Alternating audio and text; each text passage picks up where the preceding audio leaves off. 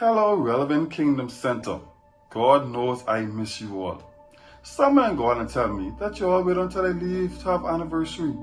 But I am mad at y'all. I understand you guys are celebrating one more year of doing God's work in this earth. I want to say thanks again for your prayers and your encouragement. But trust me, RKC, you have done more for me and my family than I have ever done for any one of you guys. I know you did not know me prior to coming to Exuma, but let me just share a bit of my testimony. Prior to coming to Exuma, I was broken, I was damaged, I was confused. My family was not at the point that we are today. But I remember there was a Sunday when our campus administrator spoke, and she did an illustration where she called myself and Sister Demi up to her sister, and she began to speak about soul ties, how you have to destroy something, you have to get rid of some things, whatever, and God will, if you will. I am a testimony to say that God has delivered me. God has restored me.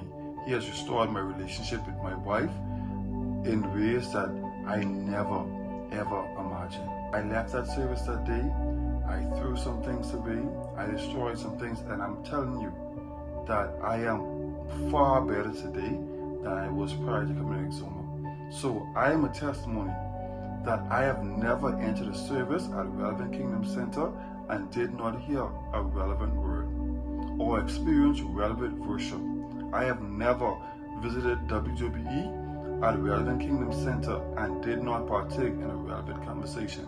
So I just want to encourage you guys, continue, just continue to do the work that God has you to do, because you are saving lives. Relevant Kingdom Center, through you allowing God to use you, you have saved my life.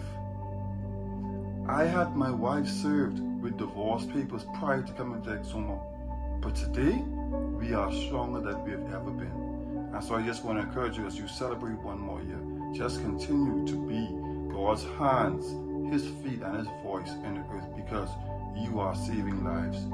You saved mine. Thank you very much. God bless you all.